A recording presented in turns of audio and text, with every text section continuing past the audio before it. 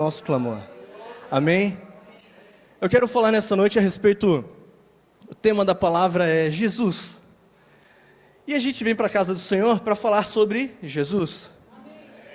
Mas muitas vezes nós falamos sobre aquilo que Ele faz e poucas vezes sobre aquilo que Ele é. Eu quero nessa noite falar sobre Ele. Então, eu quero te convidar, pode se assentar. Muita gente estava esperando por esse momento. Ai, ai. Queridos, para começar essa palavra sobre Jesus, um momento.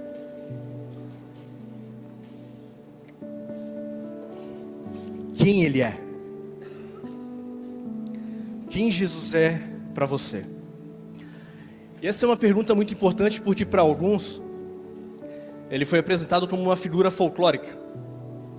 Para outras pessoas, Jesus foi apresentado como um Jesus religioso. Para outras pessoas, como um amigo. E dessa forma, muitas pessoas conhecem Ele como o Jesus evangélico, o Jesus católico, talvez. Existem algumas expressões, existem algumas interpretações sobre Jesus Cristo. O que há de melhor que a gente pode aprender é aquilo que está escrito na palavra do Senhor. Então muitas vezes nós aprendemos sobre quem é Jesus através daquilo que nossos pais nos falam. Ou talvez você conhece Jesus a partir daquilo que seus avós te falaram. Eu conheço pessoas que foram para a igreja porque a avó ou o casal de avós levaram. Mas eu creio que nessa noite Deus derramará sobre nós entendimento e graça. E nós conheceremos Jesus não porque nós ouvimos falar, mas porque começaremos a caminhar junto com Ele. A partir do momento que nós começamos a conhecer sobre Jesus, sobre a face dele, sobre aquilo que ele é e representa, nós começamos a acessar alguns lugares que estão disponíveis para nós. Você está comigo ainda? Diga amém. Glória a Deus. Quando nós sabemos quem Ele é, nós sabemos aquilo que Ele pode. Quando nós sabemos aquilo que Ele pode, nós descobrimos aquilo que nós podemos nele. E a palavra do Senhor diz: tudo posso naquele que me fortalece. Quanto mais nós conhecemos a pessoa de Jesus, mais o nosso acesso a Ele vai aumentando. Quando nós sabemos quem Ele é, nós temos o acesso a Ele. Então, Ele acaba sendo revelado a nós quando nós descobrimos quem Ele é. Quando nós entendemos uma das facetas de Jesus, nós acabamos usufruindo dessa herança que vem dele. Então, pere isso daqui por gentileza. Quando nós descobrimos que Ele é pastor, eu sou pastoreado. Quando nós descobrimos que Ele é Senhor, eu sou governado. Quando eu descubro que Ele é amor, eu sou amado. Quando eu descubro que Ele é transformação, eu sou transformado. Tem alguém pegando aqui isso em nome de Jesus. Quando eu descubro que Ele é libertador, eu sou liberto. Então, quando eu descubro apenas uma identidade, uma faceta de Jesus, eu acesso somente um lugar nele. E a gente deixa todo o resto de lado. A gente observa Pedro, Jesus perguntando para Pedro, Jesus perguntando aos discípulos, o que vocês acham que eu sou? E então Pedro responde: Senhor, Tu és o Cristo, o Filho de Deus. Então quando Pedro descobriu quem era o Cristo disse quem Pedro era. Pedro, você é um fragmento da rocha. Sobre a rocha que é o Senhor e você faz parte, eu edificarei a minha igreja. A igreja do Senhor, ela foi edificada a partir do ministério de Pedro, porque Pedro descobriu e teve a revelação de quem Jesus era. Então quando nós temos a revelação de quem Ele é, a nossa história ela é tocada. Então eu declaro nessa noite junto com você: Jesus, Ele é acima de todo outro nome. Nos céus, na terra e debaixo da terra não há nada maior que o nome de Jesus. O nome de Jesus é poderoso. Ele é o princípio de todas as coisas e é o fim. Tudo foi criado por Ele. Tudo sem Ele, nada do que foi feito seria criado. Tudo subsiste pelo nome do poder de Jesus. Jesus não está preso na cruz. Jesus não está morto, porque principados tentaram parar Jesus, mas não conseguiram. A morte tentou parar Jesus, mas não teve poder para detê-lo. Porém, Jesus foi o único que morreu e ao terceiro dia ressuscitou e voltou para contar a história. Tem alguém comigo? Diga amém.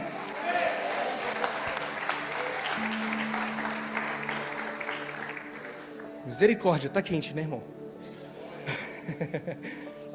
Então quero te convidar a abrir a palavra do Senhor junto comigo no livro de Isaías capítulo 9, verso 6.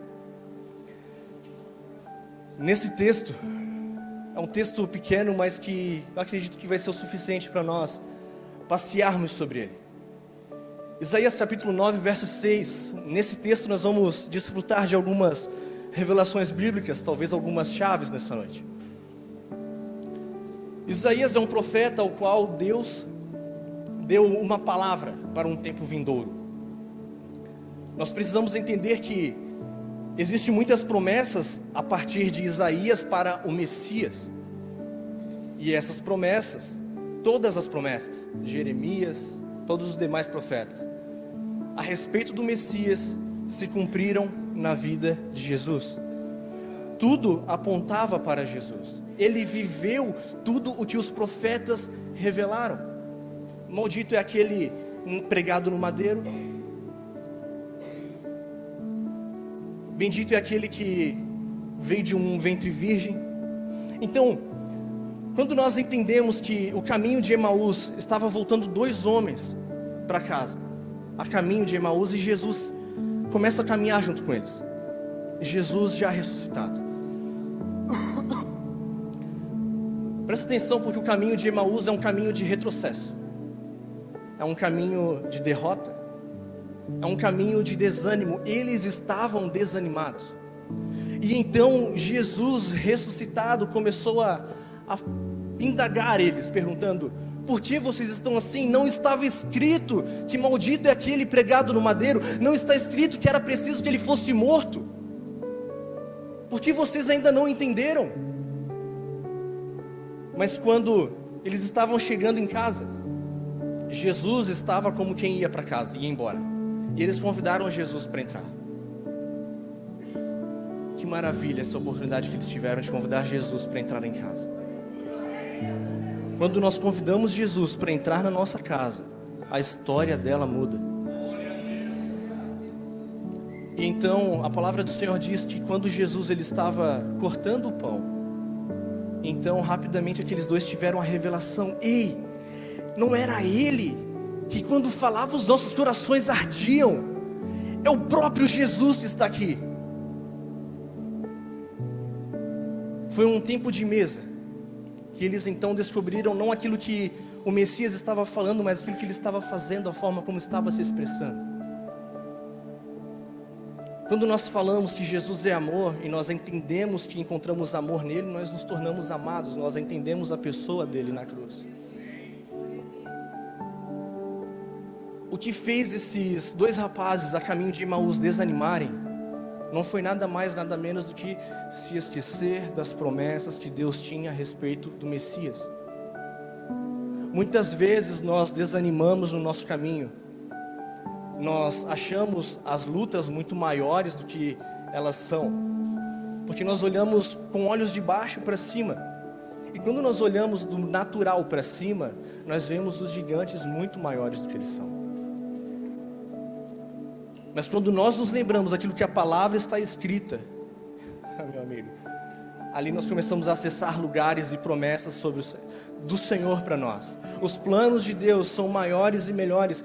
Eu tenho planos de vida para dar a vocês o fim que vocês merecem e pedem. Está escrito, não é um Marcos, não é uma invenção, está escrito. Qual, pastora? Jeremias 29:11.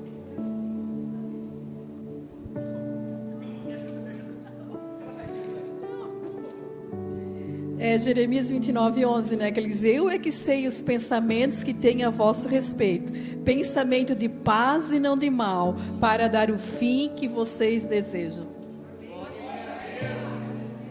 Amém, glória a Deus. Pastor Elisete, obrigado. Tu é uma linda.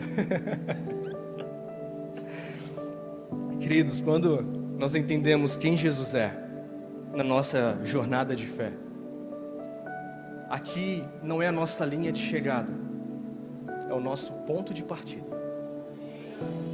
Nós começamos a andar em fé quando nós descobrimos quem Jesus é. Então, mesmo que os dias sejam maus, nós precisamos lembrar: Deus é bom. Mesmo que existe choro na noite, a alegria vem pela manhã. Mesmo que o vale seja da sombra da morte, Deus prepara uma mesa perante mim na presença dos meus inimigos. Ele me unge com óleo e faz o cálice transbordar na presença dos inimigos. Isaías capítulo 9, verso 6, se você já abriu, gostaria que você lesse comigo. Porque um menino nos nasceu, um filho nos foi dado. O governo está sobre os seus ombros, e ele será chamado Maravilhoso Conselheiro, Deus Forte, Pai da Eternidade e Príncipe da Paz. Amém? Um menino vos nasceu e um filho nos foi dado. Presta atenção. Deus, ele não pula processos. Quase que... Ele podia muito bem ter descido à terra com 30 anos e ter feito o seu ministério. Ele não tinha por que entrar num ventre virgem, começar todo aquele trabalho de socialização, de aprender sobre a cultura hebraica. Não precisava disso. A cultura hebraica, judaica, enfim, não precisava. Ele podia descer e ser um maioral, de vez assim, pá. Mas ele não pula os processos. E ele faz isso para que nós, como criação, não venhamos um dia querer atentar contra Deus. Porque muitas vezes nós passamos por dificuldades, temporais se levantam, tempestades vêm e querem fazer muitas vezes o barco da nossa vida virar do avesso. E aí nós olharíamos para esse Deus que desceu com 30 anos, começou o seu ministério, e falaríamos: você não entende o que eu estou passando. Você não passou o que eu passei. Você não sabe pelo que eu estou sofrendo nesse momento. É por isso que Jesus, ele veio num ventre. Ele cresceu. Ele aprendeu. Para que hoje, quando nós viéssemos a nascer, fomos colocados no ventre da nossa mãe, nós ocupássemos o mesmo lugar que um dia o nosso Salvador ocupou. Porque quando nós somos ou fomos traídos por alguém que amamos, nós venhamos passar por aquilo que o nosso Salvador também passou. Quando nós somos abandonados por alguém que não queríamos ser abandonados, nós experimentamos daquilo que o Senhor também experimentou. Quando nós temos momentos de escassez, andamos por ela. Isso é uma parte natural da nossa vida. Nós vemos o Criador do universo falando para o discípulo: vá até o peixe e pegue uma moeda para pagar as nossas contas. Porque Jesus, o Deus dos deuses, também precisou de provisão e Ele foi provido. Então hoje nós não podemos contestar Deus em hipótese alguma, dizer que isso que eu estou passando você não passou, isso que eu estou vivendo você não viveu, você não me entenderia. Não, tudo que nós vivemos Jesus já viveu, tudo que nós ainda vamos vencer e venceremos, Jesus também já venceu. Tem alguém aqui comigo? Diga amém. A criação, ela aguarda ansiosamente a manifestação dos filhos.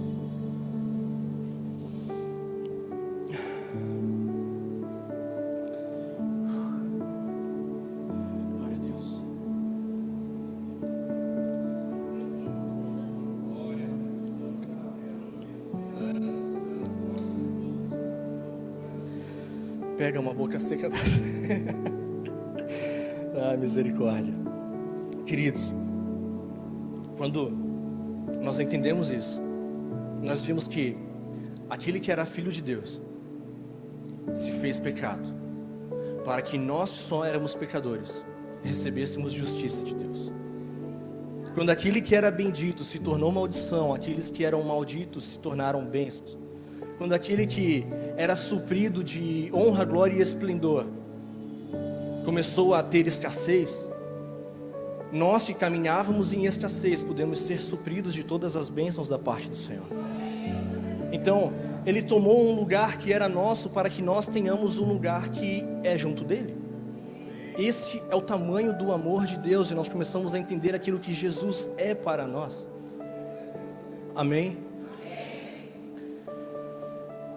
Jesus, olha só como é que foi o nascimento dele. Foi num ventre virgem, e aquele que anunciaria e abriria o caminho para ele foi em um ventre estéril, cheio de impossibilidades. Essa foi o início da trajetória de Jesus. Talvez hoje você tenha que parar e se perguntar: a minha casa hoje é uma casa de um ventre estéril ou um ventre virgem? Se for um ventre estéril, Marcos, já tentei de tudo, nada prospera, nada flui, nada dá certo. Quero dizer para você que ainda existe uma voz que vai clamar no deserto. Ainda existe algo que será plantado e injetado, e o milagre do Senhor ainda vai vir a existir. Marcos, a minha casa é uma casa de um ventre virgem, é uma página em branco, nada foi feito ainda. Eu quero dizer para você que nessa casa existe amor, redenção, salvação, caminho, verdade, vida, nome sobre todo nome. Jesus ainda é declarado nessa casa. Ele, de forma alguma, se importa com a qualidade do ambiente. Deus tem poder para transformar todas as coisas.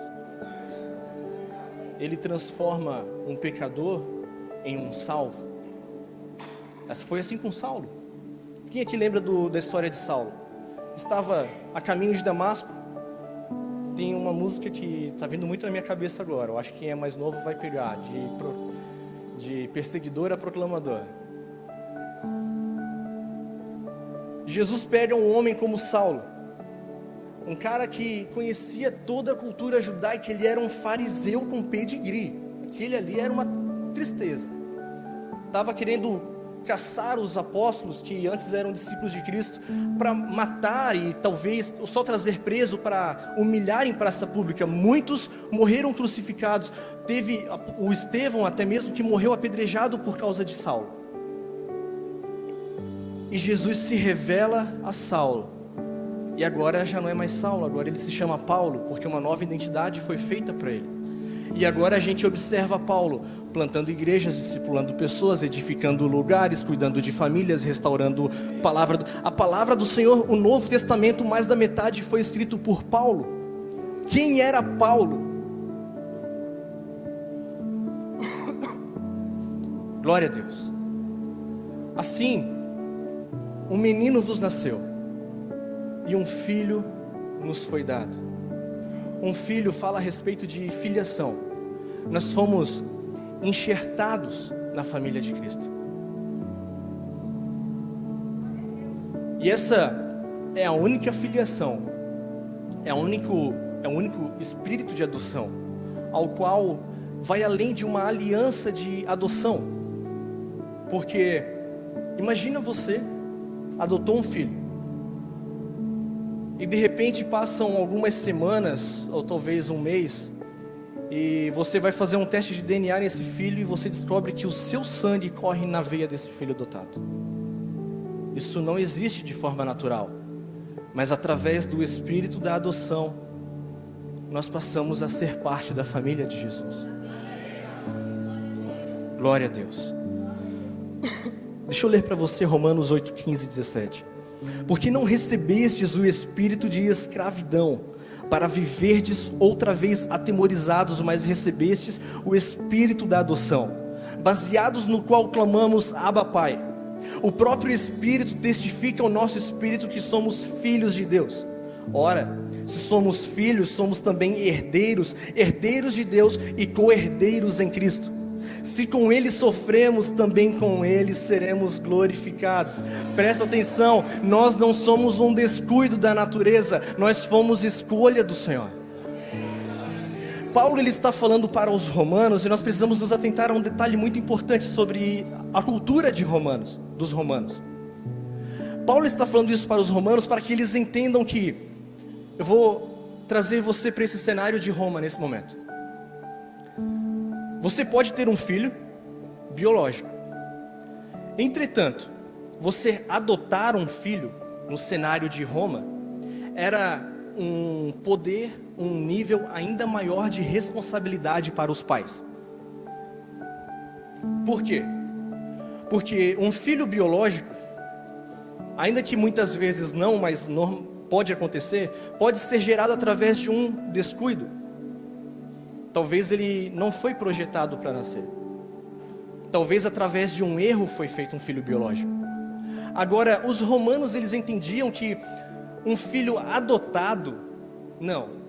Um filho adotado, você saiu de casa, você teve compaixão por aquela criança e você disse, eu serei pai sobre essa criança. Então, o peso era muito maior, você ser adotado no cenário romano. E aí a gente observa Deus, com toda a sua soberania e graça, falando, eu vos escolhi e vos adoto como filho, vocês fazem parte da minha herança. Se você crê nisso, dá um brado de vitória do seu lugar.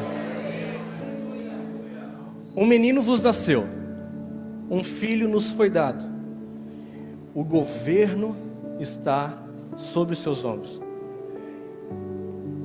A palavra do Senhor vai dizer que todo o poder e toda a autoridade foi colocada a respeito da pessoa de Jesus.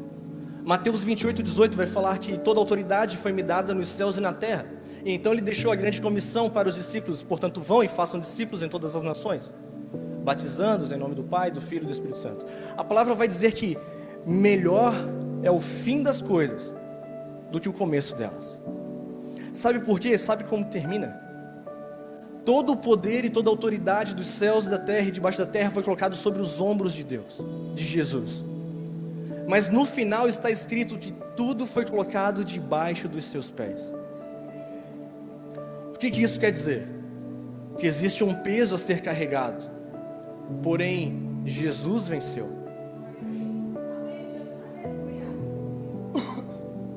Billy Graham falou assim, sempre não tem como não citar Billy Graham.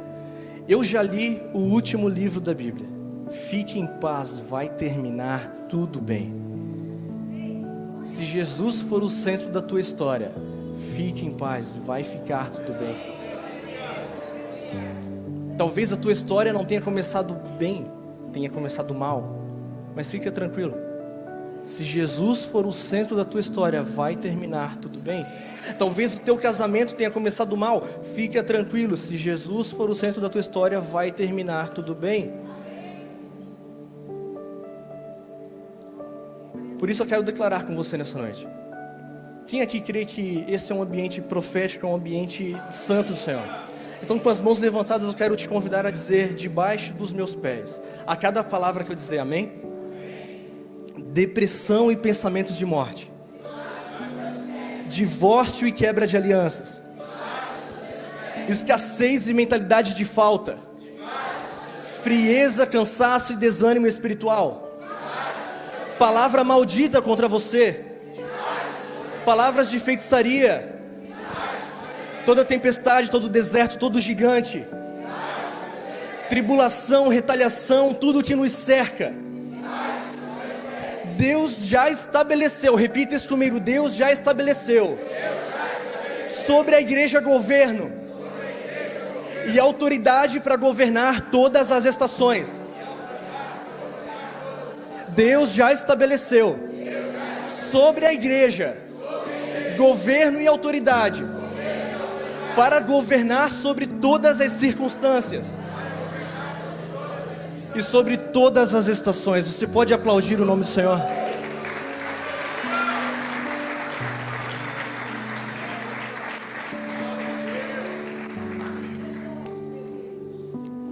O governo está sobre os seus ombros, e ele será chamado Maravilhoso Conselheiro. E essa aqui é uma chave. Falar chave às vezes é até perigoso. Que é importante você se atentar muitas vezes até mesmo de quem você ouve. Porque a palavra está dizendo que Ele é um maravilhoso conselheiro. Isso significa que Jesus tem bons conselhos para nos dar, amém ou não amém? Então olha só que coisa incrível. Existem muitas pessoas que tratam, ou melhor, chamam o silêncio de Deus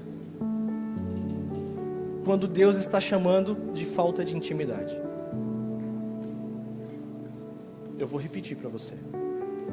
Tem pessoas que chamam de silêncio de Deus aquilo que Deus chama de falta de intimidade. Porque Deus, Ele nunca deixa de falar conosco. Nós é que deixamos de ouvi-lo. Deus, Ele nunca deixou de estar de braços abertos. Nós é que caminhamos longe. A palavra vai nos falar a respeito do filho pródigo, parafraseando a nossa vida no contexto geral.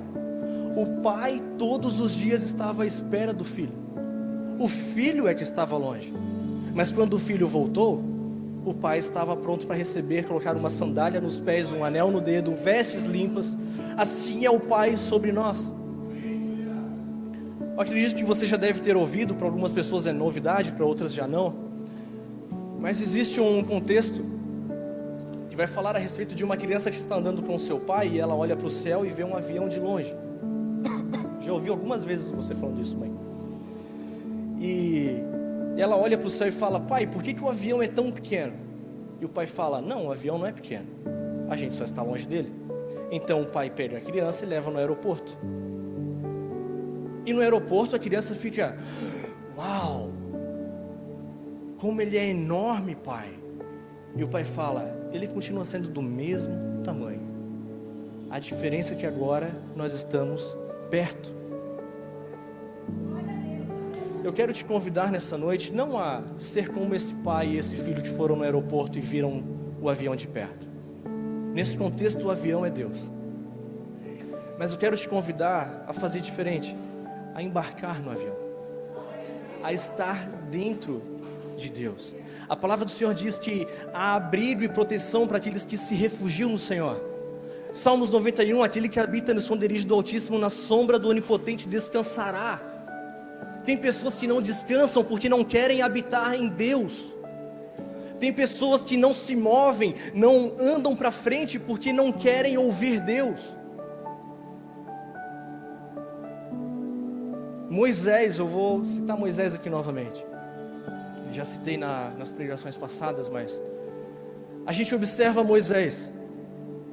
O povo precisava de água e Moisés clamou a Deus. Deus falou: pegue o seu cajado e fira a pedra, e dela sairá água. O que Moisés fez?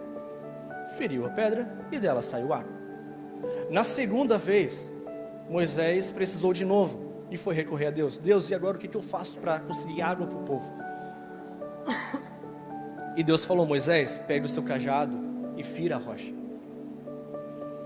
E aí aquele que é líder, aquele que está à frente de pessoas, gerindo pessoas, vai pensar nesse momento: tá, agora eu estou ensinando, eu quero que as pessoas não venham mais me perguntar, eu preciso que elas aprendam a resolver os próprios problemas.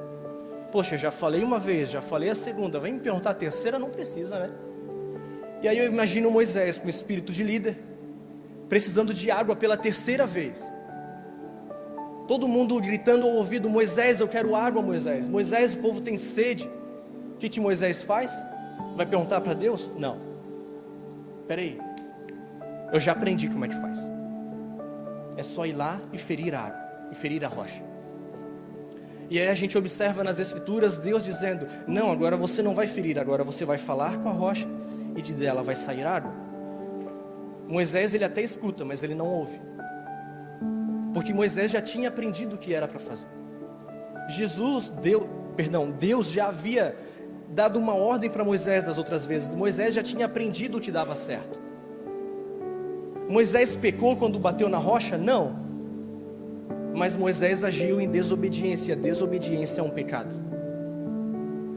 Por isso que tem muitas pessoas que a gente observa que elas estão em um tempo acelerado, vivendo 10 anos como se fossem um, muito rápido, crescendo, e é uma loucura a gente ver empresários, pastores, muita gente vivendo esse tipo de vida, pessoas que aprenderam a ouvir os céus.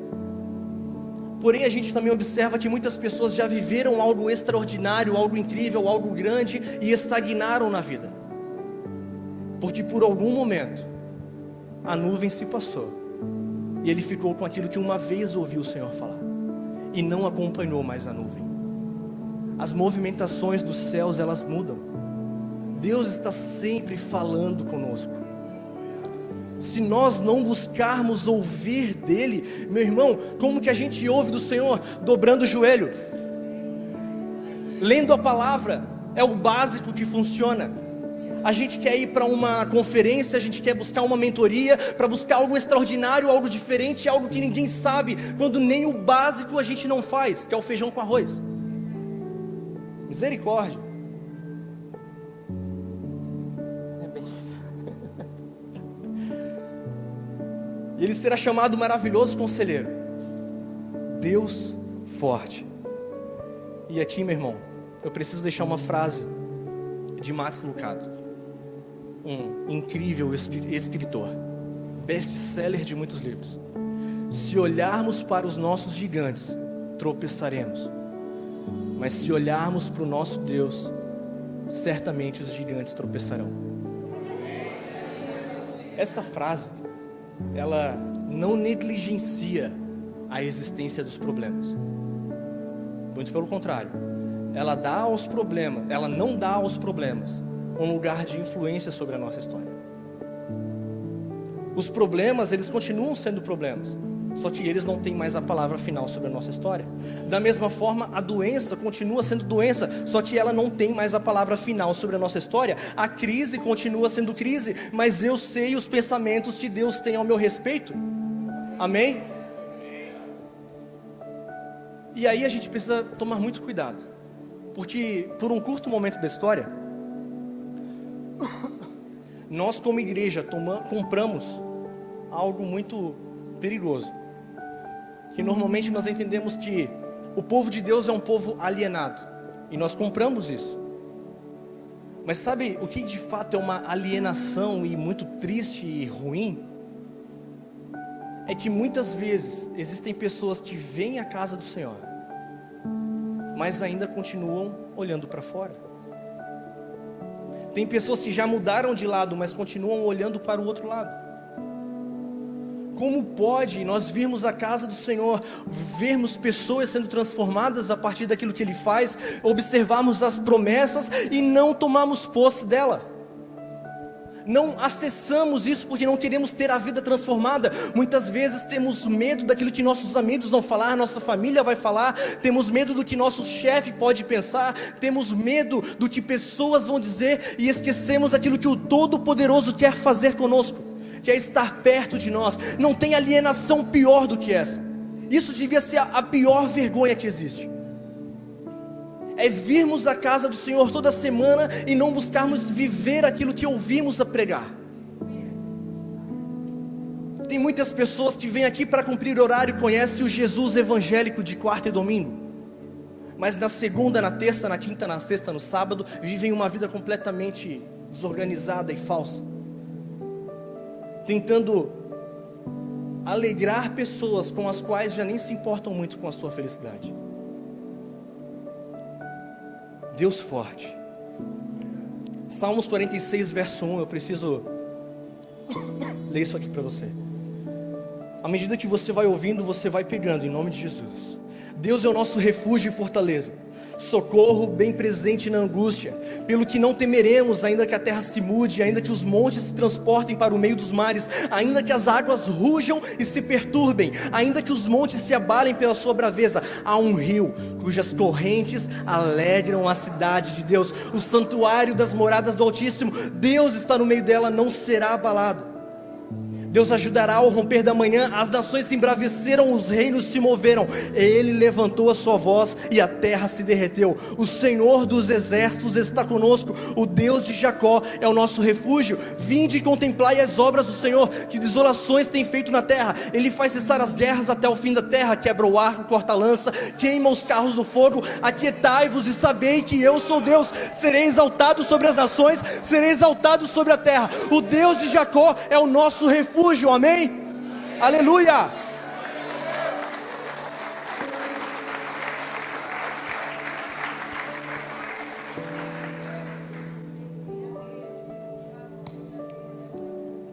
João, capítulo 1, verso 3 diz que todas as coisas foram feitas por Ele, e sem Ele nada do que existe teria sido feito.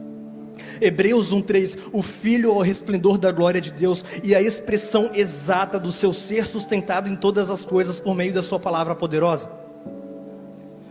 Apocalipse 1:18, eu sou aquele que vive, estive morto, mas agora estou vivo para todos sempre, e eu tenho as chaves do inferno e da morte.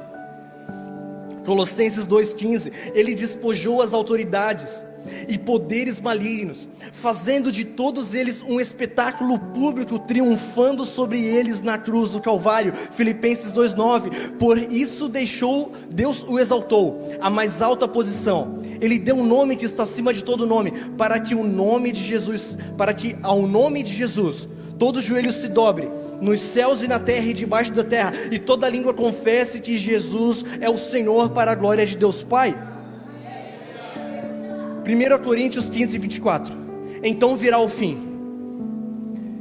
e quando Ele entregar o reino a Deus Pai, depois de ter destruído todo domínio, toda autoridade, todo o poder, pois é necessário que Ele reine, até que os inimigos sejam postos debaixo dos seus pés.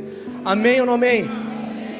Todos os inimigos serão postos debaixo dos pés de Jesus.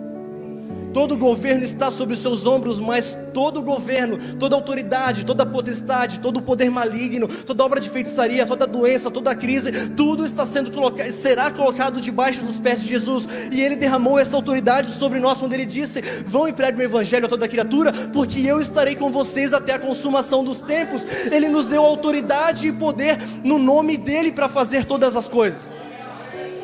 Nós precisamos entender isso e não deixar que isso se esmoreça, porque daqui a pouco, quando nós nos esquecermos, seremos como aqueles dois que andavam no caminho de Emaús, desanimados e tristes. E não são esses os planos que Deus tem para nós. Ele será chamado maravilhoso conselheiro, Deus forte, Pai da eternidade. Talvez você conheça alguém que sofra de ansiedade. Talvez você seja essa pessoa que sofre de ansiedade. É o mal do século. Eu quero dizer para você que Deus, Ele é o Pai da eternidade. E é preciso que muitas vezes nós ouvimos e não fazemos menção do tamanho que isso é. Sabe, faz ideia do que é a eternidade? Ela não tem fim. Existe começo, meio e fim. Existe presente, passado e futuro. Eternidade está sobre tudo isso. Nós precisamos entender que Deus, Ele gerou a eternidade. Ele não habita no meio da eternidade. Ele é um Deus atemporal. Ele não está preso ao tempo. Muito pelo contrário, Ele criou o tempo. E muitas vezes nós andamos ansiosos. Por quê?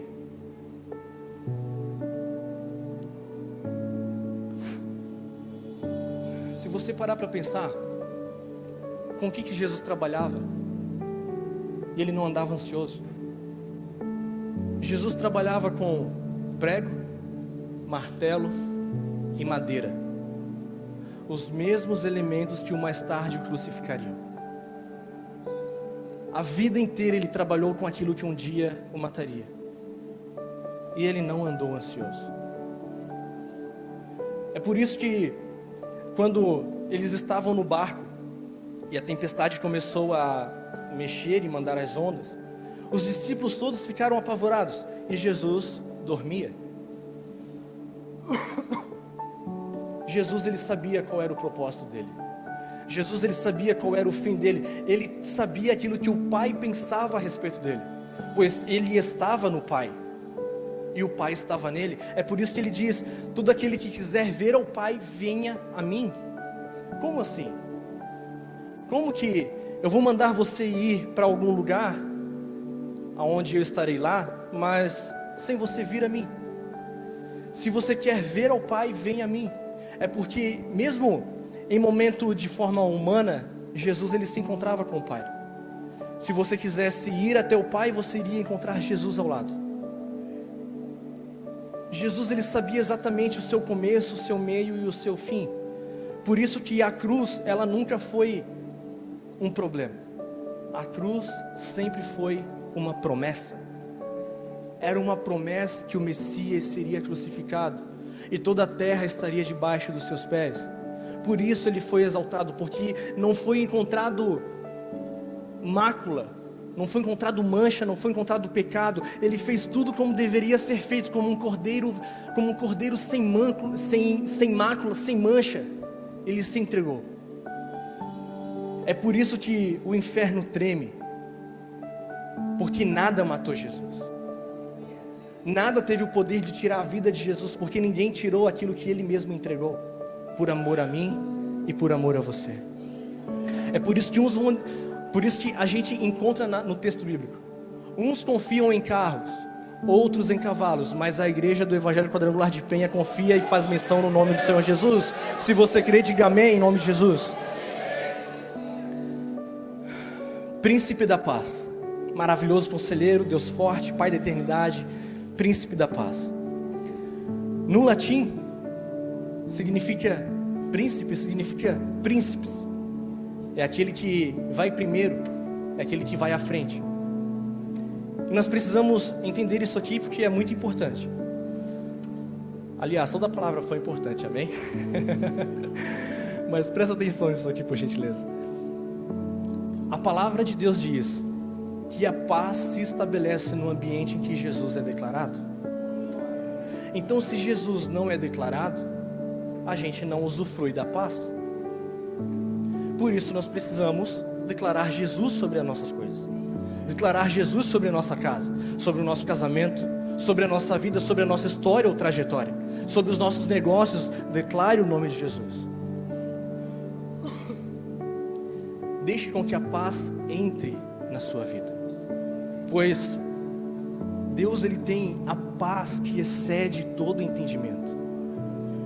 E parafraseando o Bill Johnson, de novo, eu estou citando ele, mas eu te aconselho ainda a procurar no YouTube pregações do Bill Johnson. É excelente, você não vai perder nada, vai ser muito melhor do que a minha. Ele citou assim, para você experimentar a paz que excede o entendimento, você vai precisar abrir mão do direito de entender. Nós queremos viver milagres, nós queremos viver sinais, nós queremos presenciar maravilhas, nós queremos ver provisão do Senhor, mas nós queremos entender, queremos ter controle, queremos saber como, por onde e por quê. Descansa, Marta. Seja como Maria, se jogue aos pés de Jesus e deixe com que Ele governe, deixe Ele inundar a sua mente, deixe Ele inundar a sua casa, os seus negócios com a paz que excede o entendimento. Tem alguém comigo aqui ainda em nome de Jesus? Eu quero ler um texto aqui para a gente poder terminar. Se encontra em Colossenses 1:12. Dando graças ao Pai, que nos fez idôneos para participar da herança dos santos na luz.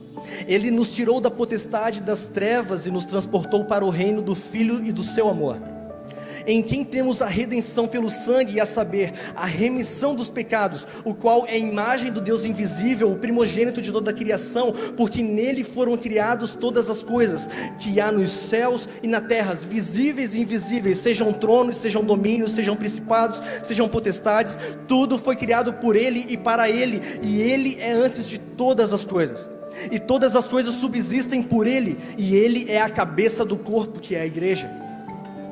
Ele é o princípio e o primogênito dentre os mortos, para que em tudo tenha a preeminência, porque foi do agrado do Pai que toda a plenitude nele habitasse, e que havendo por ele feito a paz pelo sangue, por sua cruz, por meio dele reconciliasse consigo mesmo todas as coisas, tanto as que estão na terra como as que estão nos céus, através do que? Através do sangue vertido na cruz do Calvário.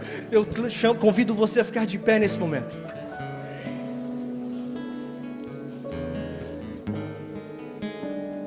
Quando te perguntarem que Jesus é para você, você vai falar toda essa pregação para ele.